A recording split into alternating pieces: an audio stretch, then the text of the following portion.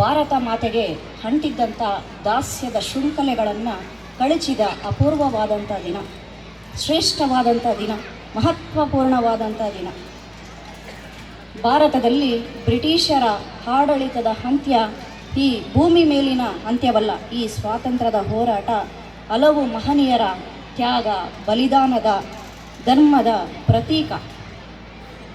ಈ ಭಾರತದ ಸ್ವಾತಂತ್ರ್ಯದ ಹೋರಾಟಕ್ಕಾಗಿ ಹಲವು ಸಾರಿ ಜೈಲು ಪಾಲಾಗಿ ತಮ್ಮ ತ್ಯಾಗ ಬಲಿದಾನವನ್ನು ಮಾಡಿ ಹುತಾತ್ಮರಾದಂಥ ಗಾಂಧೀಜಿಯವರು, ಜವಾಹರ್ಲಾಲ್ ನೆಹರೂರವರು, ಲಾಲಾ ಲಜಪತ್ ರಾಯ್ರವರು, ಬಿಪಿನ್ ಚಂದ್ರಪಾಲ್ರವರು,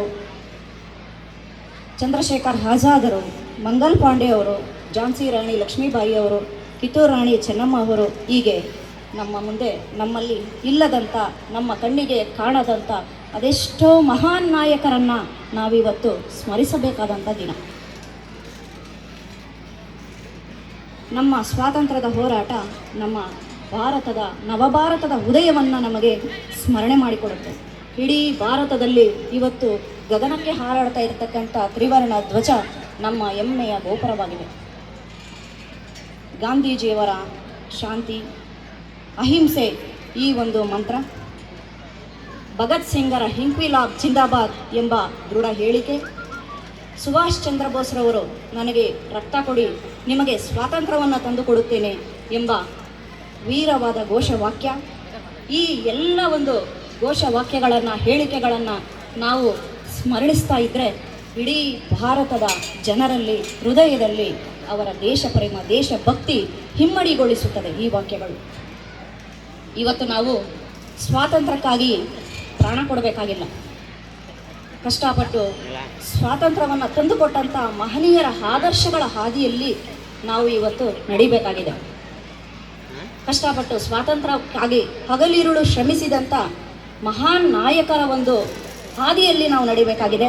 ಅವರ ಆದರ್ಶಗಳನ್ನು ನಾವು ಮೈತುಂಬಿಕೊಳ್ಳಬೇಕಾಗಿದೆ. ನಿಸ್ವಾರ್ಥವಾಗಿ, ಯಾವುದೇ ಪ್ರತಿಫಲಾಕ್ಷೇಪ ಇಲ್ಲದೆ, ಹಗಲಿರುಳೆನ್ನದೆ, ಬಿಸಿಲು ಗಾಳಿ ಎನ್ನದೆ ಇವತ್ತು ದೇಶಕ್ಕೆ ಅನ್ನ ನೀಡ್ತಾ ಇರ್ತಕ್ಕಂಥ ರೈತರನ್ನು ನಾವು ಗೌರವಿಸಬೇಕು.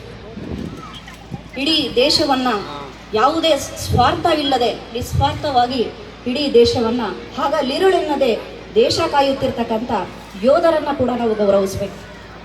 ಹಿರಿಯ ನಾಗರಿಕರನ್ನು, ಮಹಿಳೆಯರನ್ನು, ಮಕ್ಕಳನ್ನು ಗೌರವಿಸುತ್ತಾ ಭಾರತದ ಐಕ್ಯತೆ, ಭಾವೈಕ್ಯತೆಗಾಗಿ ಶ್ರಮಿಸುತ್ತಾ ಭ್ರಾತೃತ್ವ ಭಾವನೆಯನ್ನು, ಬಂಧುತ್ವ ಭಾವನೆಯನ್ನು ಗಟ್ಟಿಗೊಳಿಸುವುದಕ್ಕಾಗಿ ನಾವೆಲ್ಲರೂ ಕೂಡ ಶ್ರಮಿಸಬೇಕಾಗಿದೆ. ನಾವೆಲ್ಲರೂ ಒಗ್ಗಟ್ಟಾಗಿ ಇಡೀ ಭಾರತದ ಆರ್ಥಿಕ ಅಭಿವೃದ್ಧಿಗೆ, ಸಾಮಾಜಿಕ ಅಭಿವೃದ್ಧಿಗೆ, ಶೈಕ್ಷಣಿಕ ಅಭಿವೃದ್ಧಿಗೆ, ವಿಜ್ಞಾನ ಮತ್ತು ತಂತ್ರಜ್ಞಾನದ ಅಭಿವೃದ್ಧಿಗೆ ನಾವೆಲ್ಲರೂ ಒಟ್ಟಾಗಿ ಕೈ ಜೋಡಿಸಿ ಭಾರತದ ಪ್ರಗತಿಗಾಗಿ ಶ್ರಮಿಸೋಣ.